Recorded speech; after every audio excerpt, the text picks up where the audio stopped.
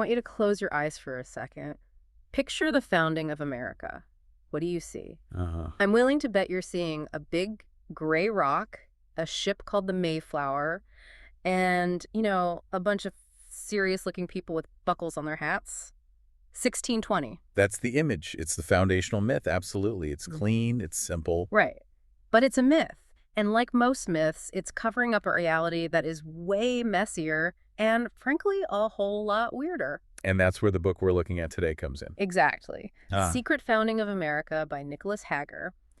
And I was gripped by this because if Hagger is right, the timeline we learned in school isn't just a little off. Wow. It's missing the first few chapters entirely. We're talking about a history where the planting of America started way before the Pilgrims, and it was driven by, secret organizations? It reframes the whole story. Wow. It suggests the United States wasn't some kind of, accident born from a rebellion. It was a project. A great experiment in the most literal sense. Yes.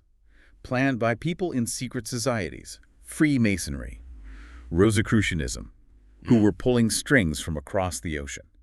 And before we even get to the secret societies, we have to talk about the timeline itself, because the book makes a huge point about the violence of the first. That's right. The English weren't first. To get why the English came, you have to see who they were fighting. The Spanish. The Spanish. You've got Ponce de Leon in Florida way, way back in 1513.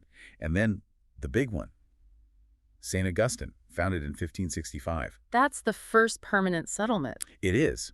But the context here is the European wars of religion. This is the part that just floored me. I knew the Spanish were there, but the book details how French Huguenots Protestants tried to set up their own colony, Fort Caroline. And this is where that violence of the first really hits home. The Spanish commander, Avilés, didn't just see them as rivals for land. No. He saw them as a spiritual infection, a heresy. So when he attacked the fort, he didn't just win a battle, he executed the survivors. And the message she left. It was chilling. He hung their bodies from trees with signs that read, not as Frenchmen, but as heretics. It sets an incredibly dark precedent. The founding of North America begins with a sectarian massacre. So when the English show up decades later, they're not just looking for gold. They're on a mission. They are on an explicitly Protestant mission to save the New World from the papists. Okay, so let's fast forward to the English arrival. And again, not 1620, we're talking about Jamestown, 1607. 13 years before the Mayflower. But the Jamestown we think we know is basically a Hollywood movie starring John Smith. It is. And Hagger argues that script was written by the lead actor himself.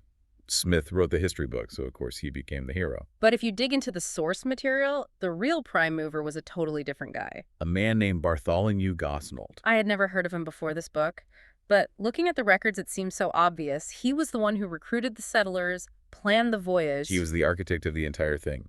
He commanded the ship Godspeed. Early documents explicitly call him the prime mover. So why is he forgotten? Just bad luck.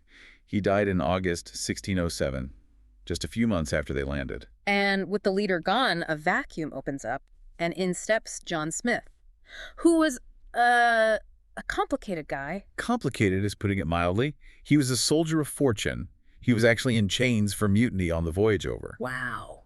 And Hagger says that Smith's most famous story, Pocahontas saving his life, is probably a total fabrication. The Disney moment. It's crumbling. It is. He probably lifted the story from a Spaniard, Juan Ortiz, who was captured in Florida years earlier, and was in fact saved from execution by a chief's daughter. So Smith just stole the story to make himself look like the hero who could handle the savages. It seems likely. But we don't have to just rely on the text here. This work gets really cool because modern science gets involved. Right. Dr. William Kelso, the archaeologist who actually found the original Jamestown fort. And in 2003, they found a very specific skeleton. The skeleton in the fort's a huge discovery. They found a grave inside the fort walls, which was very rare. It meant this was a VIP. And he was buried with the captain's staff. A leading staff, yes. A symbol of authority. But the real smoking gun came from esoteric analysis on the bones. You are what you eat. Precisely. They can tell if your diet was based on American plants, like corn, or European plants, like wheat. This skeleton's diet was almost entirely wheat. Meaning he arrived from England and died very, very quickly. It fits Gosnold's timeline perfectly. They even tried to match DNA with his sister back in England. The results were inconclusive, but all the other evidence, it's overwhelming. Gosnold is the forgotten founder. Okay, so the physical founding was Gosnold, not Smith. but the book is called The Secret Founding. And the secret part isn't just about a forgotten captain. No. It's about who Gosnold was connected to back in England. Because it turns out his cousin was a very, very famous man. Francis Bacon. Mhm. And this is where the story shifts from, an adventure tale to more of a conspiracy thriller. Bacon wasn't just a philosopher. Hagger identifies him as the head of a secret society. A blend of Rosicrucianism and Freemasonry. We should probably unpack Rosicrucian because it sounds a little like magic. Right. It wasn't magic in the way we think of it. It was about the advancement of learning. They believed Europe was decaying under religious dogma. They wanted a new era of science and reason. They called it the light. And Bacon wrote a novel about this, right? The New Atlantis. Yes. And it's the key to the whole American project.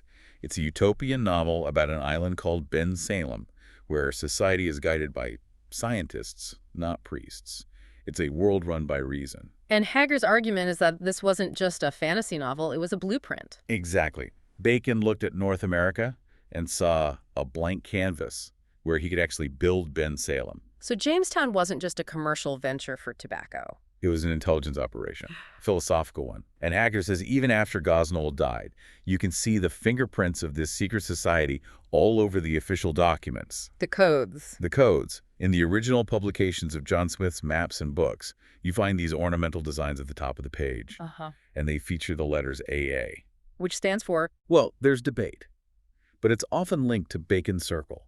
You find the same marks in the first folio of Shakespeare, which Bacon is also tied to. So even if Smith himself was just a soldier, the people publishing and funding his work were signaling to each other. Yes. The Invisible College, they were sometimes called. They were guiding the colony from the shadows.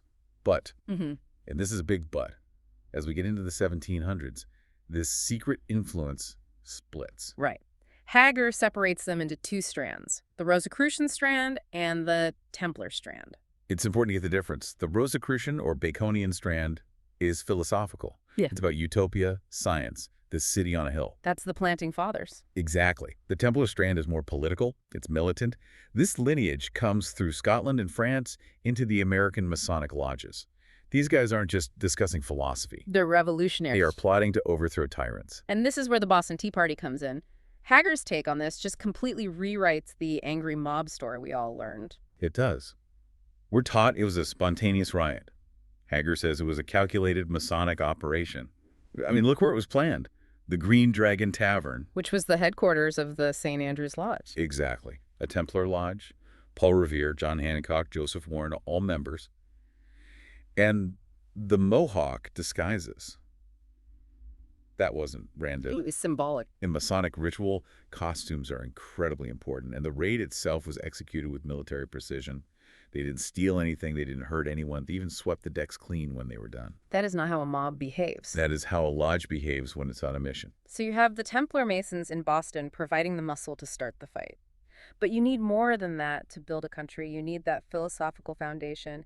How do those two sides come together? They merge in the Founding Fathers, and specifically through Benjamin Franklin. Franklin is the bridge. He really is everywhere in the 18th century, isn't he? He is. Franklin was a high-ranking Mason, deeply connected to the Rosicrucian networks in Europe, but he was also incredibly practical. And Hagger says he was influenced by the Iroquois League. Yes, this is fascinating. Franklin saw their confederacy of tribes as a working model of federalism and used it as inspiration for his plan of union. But you still have this huge problem of getting Puritans, Anglicans, and Quakers to agree on anything. How do you unify them? That's where deism comes in. It's the philosophical glue that holds the new nation together. Okay, we hear that term a lot. Jefferson was a deist, but what does that actually mean? Think of the great architect. Yeah. That's the Masonic term for God. A deist sees God as a sort of watchmaker.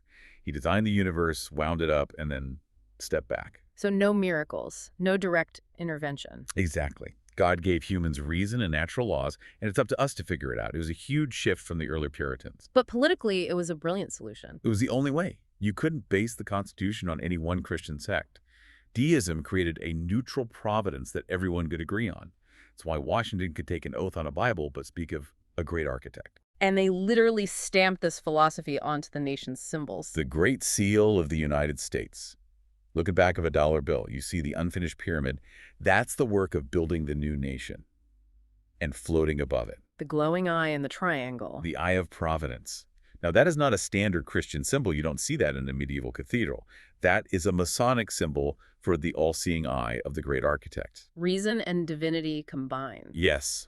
Putting that on the Great Seal was a declaration that this new nation was the realization of that new Atlantis project. So if we put it all together, we start with the Spanish Crusade, move to Gosnold's secret mission, see Bacon's utopian blueprint, watch the Masonic revolutionaries in Boston, and then see the deist founders seal the deal. It completely changes the narrative. It suggests the United States wasn't just a reaction to British taxes. Hagger is arguing America is the end result of a centuries-old secret plan. A philosophical project. It is. The United States is the physical form of an idea that started in the minds of men like Francis Bacon long before 1776.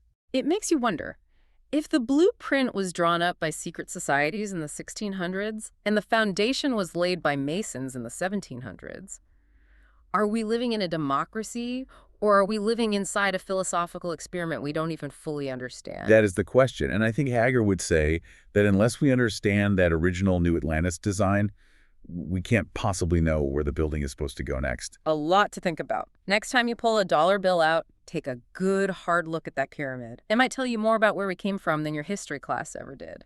Thanks for diving deep with us. My pleasure.